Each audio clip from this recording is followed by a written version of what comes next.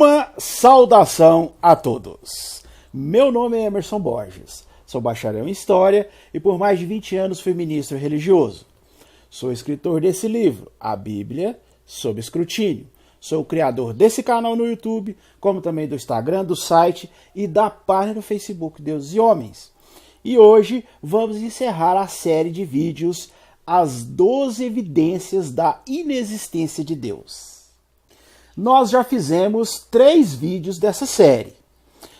Em cada vídeo analisamos 3 evidências da inexistência de Deus em pormenores. Se você ainda não assistiu os outros vídeos da série, os primeiros 3 vídeos, eu vou deixar aqui na descrição desse vídeo os links dos vídeos anteriores, do primeiro, do segundo e do terceiro, para que você possa assisti-los.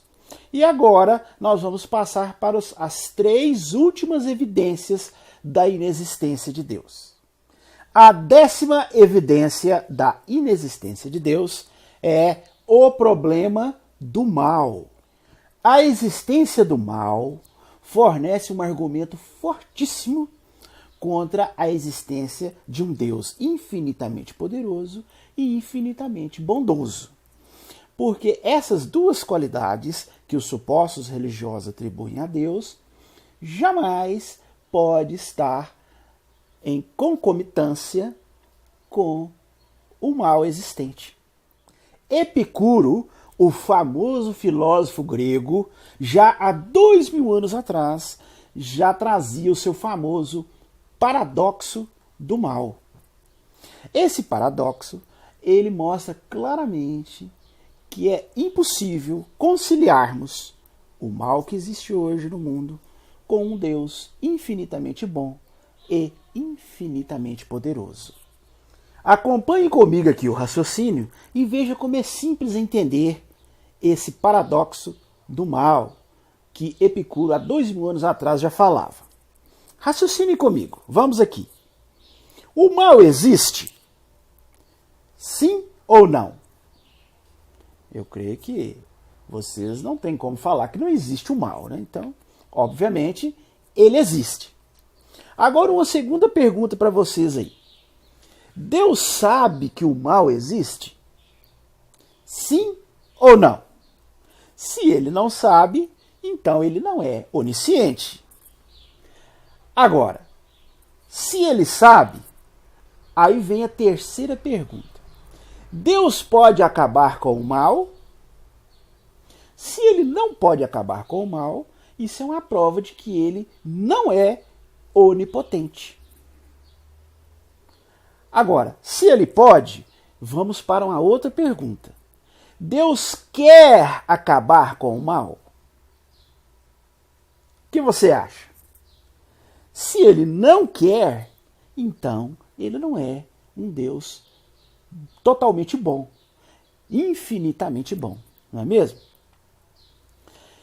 Se ele quer, passamos para uma próxima pergunta. Então, por que existe o mal? Por que será que existe o mal? Alguns religiosos falam, o mal existe para nos testar. Bom, se o mal existe para nos testar, então Deus ele não é onisciente. Por quê? Se Deus ele é onisciente, ele já sabe o resultado. Então, ele não tem necessidade de nos testar. Não é mesmo? Outros religiosos falam assim, isso é culpa de Satanás, é culpa do diabo. Bom, se é culpa do diabo, então isso mostra que Deus ele não é onipotente e bondoso. Porque se ele fosse, ele já teria destruído esse Satanás há muito tempo. Ainda alguns religiosos falam, não, o mal existe é por causa do livre-arbítrio. É o tal do livre-arbítrio. Bom, se realmente Deus permite o mal por causa do livre-arbítrio, Deus ele poderia ter criado um universo com livre-arbítrio, mas sem o mal. Sem o homem ter a possibilidade de tomar decisões ou se inclinar para o mal. Se ele pode fazer isso, então ele é infinitamente bom. Se ele não tem condições de fazer isso, então isso quer dizer que ele não é onipotente. Observou como funciona o paradoxo de Epicuro? Epicuro, o famoso filósofo grego, já há 2000 anos, vem trazendo esse paradoxo. E os religiosos não conseguem explicar de maneira razoável, de maneira sensata, com bom senso. Eles não conseguem sair desse paradoxo. É muito simples. Ele já vem falando isso há 2000 anos. Ele vem dizendo, Deus quer prevenir o mal, mas não consegue? Então ele não é onipotente. Ele consegue, mas não quer? Então ele é malévolo. Ele quer e pode? Então por que existe o mal? Se ele não quer e nem pode, então por que o chamamos de Deus? É muito simples. Está aí há 2000 anos e jamais foi refutado. Jamais um religioso conseguiu refutar esse paradoxo de maneira razoável. A refutação que os religiosos mais tentam se apegar para tentar contestar esse famoso paradoxo de Epicuro é a questão do livre-arbítrio, que eu já expliquei. Eles ficam insistindo nisso. Não, mas é errado julgar todo o mal nas costas de Deus, porque Deus ele deu livre-arbítrio ao homem. Então o homem ele tem a liberdade para decidir o que quer fazer. Né? E Deus não criou o homem como se fosse um robô, né? Não podia fazer isso. Ele, em todo o seu amor, deu a liberdade. E aí o homem, às vezes, usa mal essa liberdade e começa a fazer o mal. Então a culpa é do homem. Né? Então esse é o raciocínio padrão dos religiosos. Só que, como eu já falei, se Deus ele é todo poderoso, ele poderia muito bem criar o livre-arbítrio e simplesmente criar o ser humano sem que ele tivesse a possibilidade de se inclinar para o mal. Né? Para que ele fez isso? Para que criar a possibilidade do homem escolher o mal? Para que criar o mal? Então, aí a gente já vê que se ele não pode fazer isso, ele não é todo poderoso. Isso é impossível, então ele não é todo poderoso. Né? E se ele pode e não fez, é porque ele realmente ele está querendo que a humanidade sofra. Né? E além disso, segundo os religiosos, Deus é onisciente. Então, se ele é onisciente, ele já sabia que o ser humano, esse ser humano que ele mesmo criou, com essa possibilidade de se inclinar para o mal, ele já sabia que o ser humano ia se inclinar para o mal. Então aí a gente já vê que já estava tudo nos planos de Deus. Né? Ele já planejou todo esse sofrimento. Muitos religiosos se apegam ainda àquela lenda, né, de Adão e Eva, do paraíso, da serpente, os dois pelados e a cobra falante, e que ali o pecado entrou no mundo, porque a Eva comeu o fruto, desobedeceu a Deus, depois deu para o homem, aquela coisa toda. Né? Apesar de alguns religiosos considerarem isso um mito, uma lenda, né, e o bom senso, qualquer pessoa que seja com o mínimo de razoabilidade e bom senso, considera isso um conto, um mito, né? Como uma história infantil, como Branca de Neve e os Sete Anões, Cinderela e coisas semelhantes. Alguns religiosos, infelizmente, insistem em acreditar nessa história de forma literal. Né? E ficam apontando essa história como a explicação para o mal no mundo. Aí eu raciocino com vocês. Obviamente que essa história é uma lenda, isso é um mito que os homens primitivos criaram para tentar explicar a origem da humanidade. Né? É um conto de fadas. Né? Mas suponhamos que isso, o absurdo disso ser um fato real. Né? Como eu já disse, se isso é um fato real, Deus sendo onisciente, ele já sabia de tudo que ia acontecer. E ele arquitetou tudo isso. Então o mal é culpa de Deus. Não há como fugir disso. Mas aí também você está querendo entrar demais no conhecimento de Deus, a nossa mentalidade não consegue perceber, não consegue ir tão alto, penetrar tão profundo nos pensamentos de Deus. Ora, se Ele nos deu o raciocínio, né, se Ele nos deu a inteligência, é para nós realmente usarmos. Se Ele nos deu a razão, né? Ele não pode ficar magoado, nervoso de usarmos a razão, de usarmos a lógica, de usarmos o bom senso. E a Bíblia também, se formos analisar a Bíblia literalmente, ela tem diversas passagens que mostram que esse negócio de livre-arbítrio, isso é conversa. Se a pessoa for seguir a Bíblia mesmo, literalmente, a Bíblia tem diversas passagens onde Deus interfere no livre-arbítrio do ser humano. Por exemplo, naquela passagem lá do faraó do Egito, que Moisés foi lá libertar o povo, abriu o mar vermelho, aquela coisa toda. Uma história muito conhecida, né? A Bíblia diz claramente ali, né, no relato, que Deus endureceu o coração de Faraó. Endureceu o coração de Faraó, quer dizer, ele violou o livre-arbítrio de Faraó, né? Ele fez com que Faraó ficasse obstinado. Mesmo que Faraó quisesse libertar, Deus falou assim, não, você não vai libertar, né? Então, ele quis que todo aquele sofrimento ocorresse, aquelas pragas viessem, todas aquelas pessoas morressem, né? Ele quis aquilo tudo e ele fez com que Faraó ficasse obstinado, né? Ele fala isso claramente para Moisés, né? E segundo a história bíblica, isso acontece. Então, que livre-arbítrio é esse, né? Quando você obstina uma pessoa a fazer o que você quer, você está tratando essa pessoa como se fosse um bonequinho, um robozinho que você fica controlando ali, né? A Bíblia, em diversas passagens, mostra Deus como uma criança, parece uma criança mimada ali, né? Se divertindo com seus brinquedinhos, né? Então, passagens como essa existem inúmeras na Bíblia, né? Então, tudo isso nos mostra que essa desculpa de livre-arbítrio, isso é conversa para boi dormir.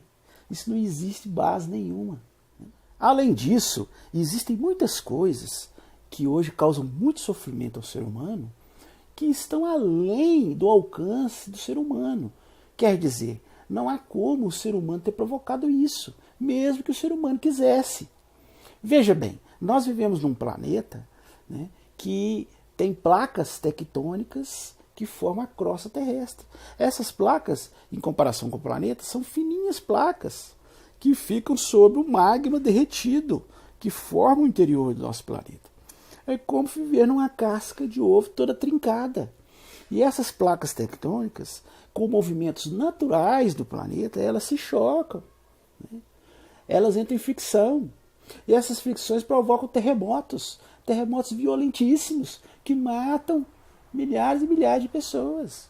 Agora eu te pergunto, o que o homem tem a ver com isso, né?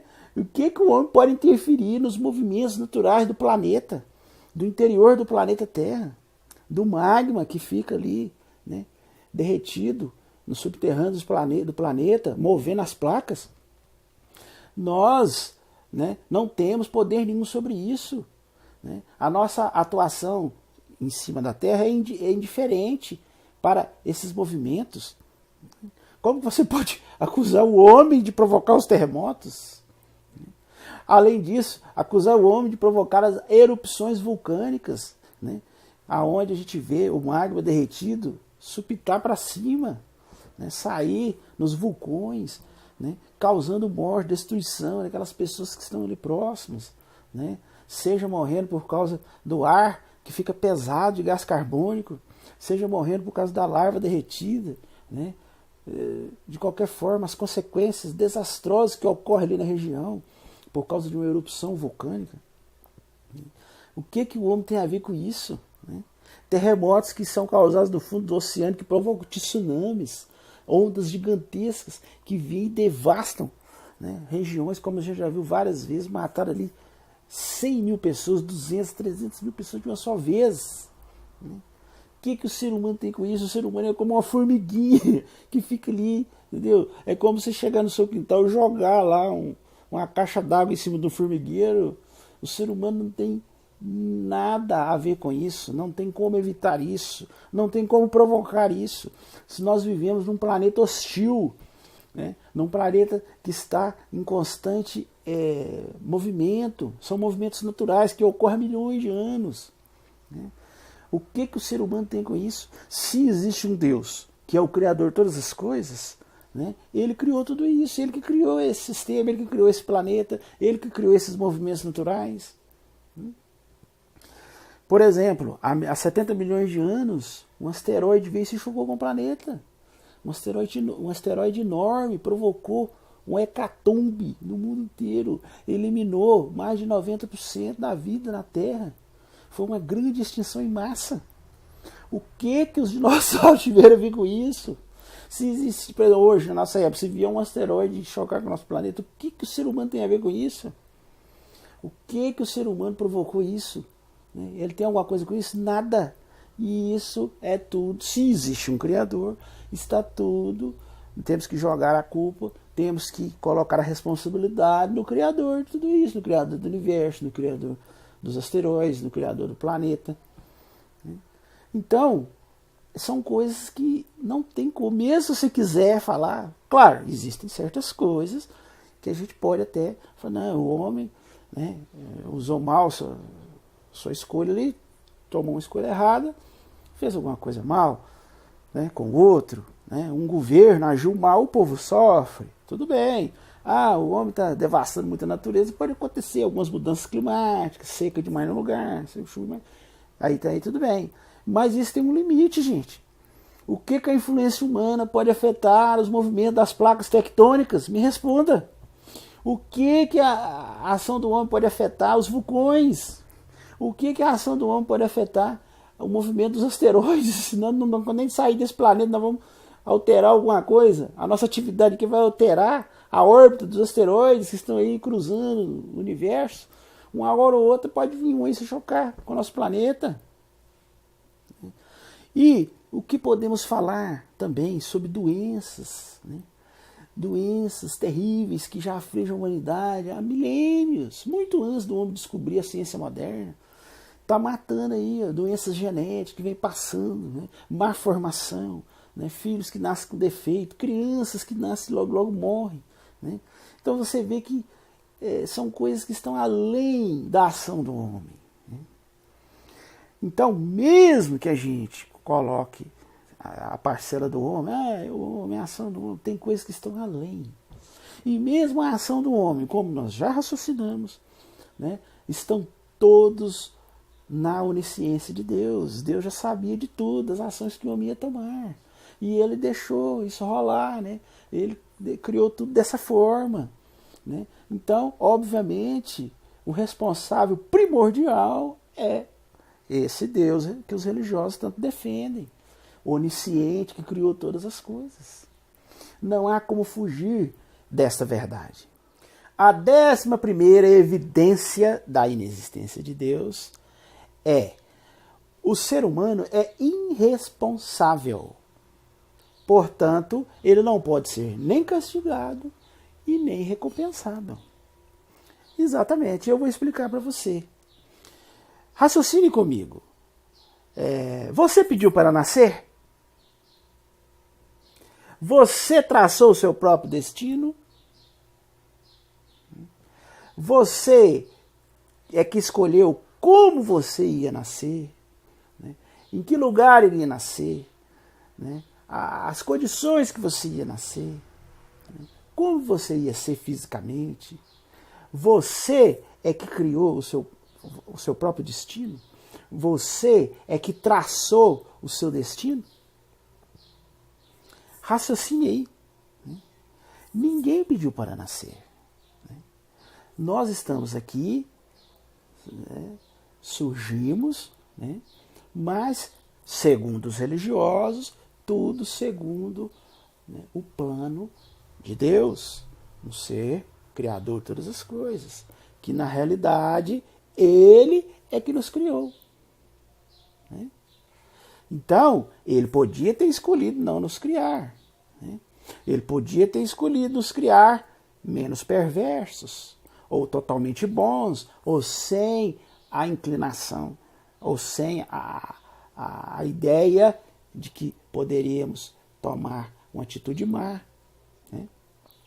Ele podia ter nos criado totalmente virtuosos, bem comportados, excelentes, enchendo-nos de dotes físicos, intelectuais, morais. Afinal, Ele não é todo-poderoso? Portanto, se raciocinarmos bem profundamente esse assunto, e você não pode negar isso, nós somos o que Deus quis que nós fôssemos. visto que ele nos criou segundo o seu capricho e o seu gosto. Se os religiosos admitem que Deus existe, que foi ele que nos criou, eles não podem dar uma outra resposta a isso. Foi Deus que nos deu os sentidos, as faculdades de compreensão, a sensibilidade, os meios de perceber, de sentir, de raciocinar, de agir. Ele previu, ele quis determinar nossas condições de vida, coordenou nossas necessidades, os nossos desejos, as nossas paixões, as nossas crenças, nossas esperanças, nossos ódios, as nossas ternuras, nossas aspirações. Toda a máquina humana corresponde àquilo que Deus quis, segundo os religiosos. Ele arranjou, ele concebeu todas as peças do meio em que nós vivemos, preparando todas as circunstâncias que a cada momento, né, vão aparecendo na nossa vida, determinando nossas ações. Aquilo que não está sob a dependência de alguém é inteiramente livre, não é mesmo? O que está um pouco sob a dependência de outra pessoa é um pouco escravo, não é mesmo? O que está sob muita dependência de outro, ele é muito escravo, não é verdade?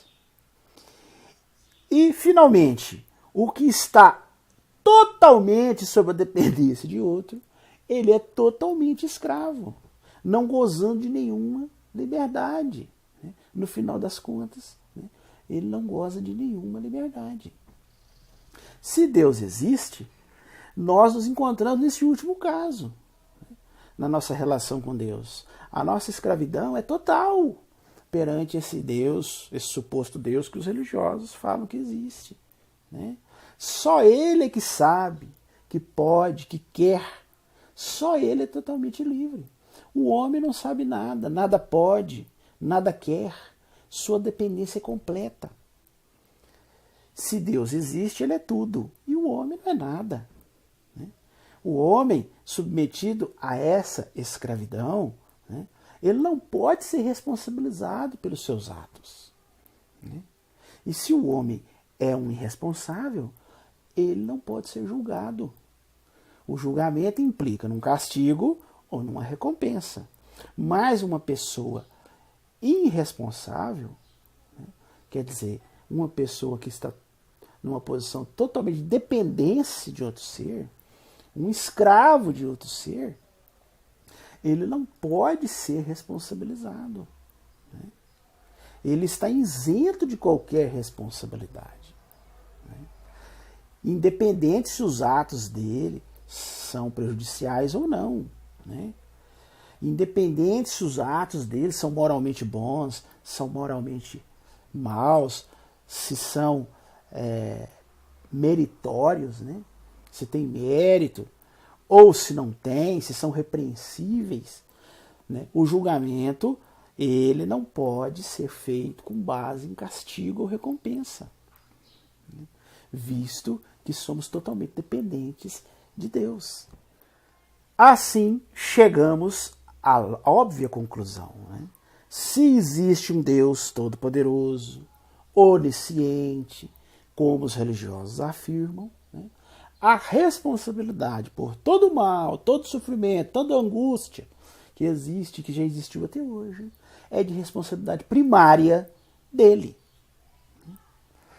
Ele é o responsável maior por todo o mal. E além disso, visto que somos escravos dele, fomos criados por ele, nós não podemos ser responsabilizados por algo que talvez façamos ou deixamos de fazer, visto que, como nós raciocinamos aqui, tudo, no fim, está dentro do plano de Deus. Ele é onisciente, ele já sabe de tudo. Então, nós não podemos ser responsabilizados por atos que quer sejam bons, quer sejam ruins. Como nós vimos, é essa história de livre-arbítrio, e isso não existe, isso é conversa. Se você for analisar isso segundo o livro sagrado dos religiosos, Deus ele está ciente de tudo, né? Em diversas vezes, inclusive, ele interfere na escolha das pessoas. Nós somos como que marionetes nas mãos de Deus, né?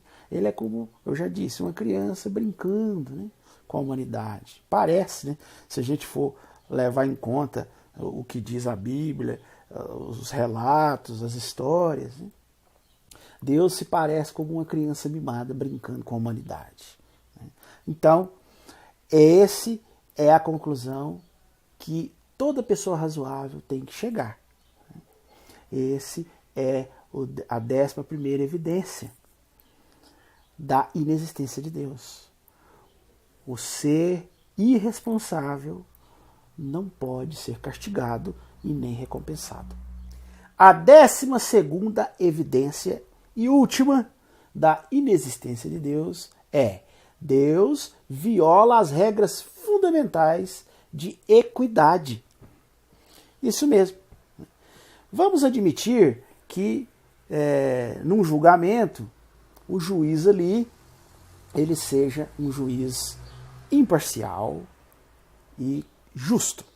Então, obviamente, ele tem que dar a sentença ou a absolução, né, de uma maneira equilibrada com os atos da pessoa, né, dentro dos limites da equidade, né? Não pode haver nenhuma distorção, né? A pessoa não pode cometer algo ou fazer determinado ato, um ato que não tão grave, e ser condenado à pena máxima, né, por um ato não tão grave, né? E ele também não pode ser recompensado com a recompensa máxima, sendo que ele não fez algo tão grandioso assim, né? Então, tudo tem que ter o equilíbrio. E esse Deus criado pelos religiosos, ele quebra essa regra da equidade. Exatamente. Porque como nós vimos aqui anteriormente, o homem não é totalmente responsável pelos seus atos, né? Você vê que um Deus onisciente, ele está por detrás de tudo, né? Como nós vimos o caso do faraó, mesmo que ele quisesse libertar o povo, Deus, ele endureceu o coração de faraó, né? Ele violou o livre-arbítrio de faraó, né? E, como ele, existem muitos outros exemplos. Até mesmo no ventre, a Bíblia diz que havia 2 bebês, Esaú e Jacó. E Jacó, Deus já predestinou ele a ser uma boa pessoa e a ter as recompensas, e Esaú a ser uma boa pessoa, né? Então, o ser humano não pode ser responsabilizado totalmente e nem recompensado totalmente, visto que ele não tem o controle total, né, da situação, né? Ele, como nós já dissemos nas evidências anteriores, ele é um escravo total de Deus, né? E Deus é onisciente e sabe de tudo, e o plano está em andamento, e nós nada podemos fazer diante disso, né? Já as recompensas, segundo os religiosos, quando Deus dá uma recompensa, ele dá uma recompensa total, né? Por exemplo, se Deus considera a pessoa boa, vai dar a recompensa no céu, né, que é a vida eterna no céu, né, uma vida total, né, de felicidade, né? Se a pessoa for má, ela vai para um suposto inferno, um lugar de tormento, e fica lá por toda a eternidade. Quer dizer, uma condenação extrema mesmo, né, a pior das condenações. Então isso aí quebra totalmente as regras da equidade do julgamento, né? O céu é uma recompensa total, né, perpétua. Então ela não pode ser dada a um ser humano que não tem pleno controle, né, dos acontecimentos. Ela não pode ser dada essa recompensa total, né, visto que o ser humano é um escravo total de Deus. E do outro lado também, o ser humano não pode receber uma punição total, como o inferno, ficar a eternidade no inferno.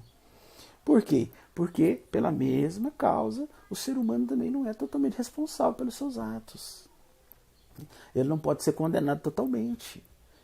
Então, se existe um Deus, segundo os parâmetros religiosos, ele quebra essa regra fundamental da equidade, né?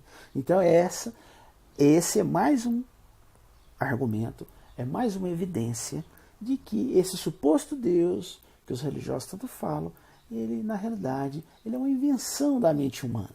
Né? Não há lógica, não há razão para crer na existência desse Deus. Aqui nós encerramos as 12 evidências da inexistência de Deus. Se você gostou, se você chegou até aqui, é porque gostou do vídeo, né? Então, não esqueça de dar o joinha aí para nós, estoure esse like aí para nós, isso é muito importante para que o vídeo tenha uma abrangência maior. Né?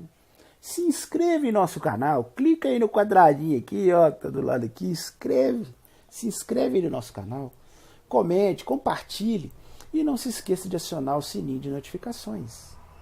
Se você desejar adquirir o meu livro, eu vou deixar aqui na descrição desse vídeo os links para que você possa adquirir meu livro. Os principais sites de venda online, todos vendem meu livro. Livraria Cultura, Saraiva, né? Amazon, Americana, Submarino. E até mesmo no meu próprio site você pode comprar meu livro. Diretamente no meu site, www.deusehomens.com.br. Conheça lá o nosso site. Eu escrevo matérias constantemente. Tem notícias, cartoons, né? Vídeos, né? Então, é um site muito interessante. Acesse lá www.deusehomens.com.br. Se você quiser assistir os outros vídeos dessa série, das 12 evidências da inexistência de Deus, esse último que eu falei de 3 evidências, né? Mas existem mais 3 vídeos, né, com mais evidências. Então, se você quer ver todas as 12, eu vou deixar aqui na descrição desse vídeo os links para que você possa assistir os outros vídeos, né? Que ao todo são 4. E também vou deixar o link dos outros vídeos, né, das outras séries que nós já fizemos no nosso canal. Ok? No mais, eu desejo uma boa semana a todos e até o nosso próximo vídeo.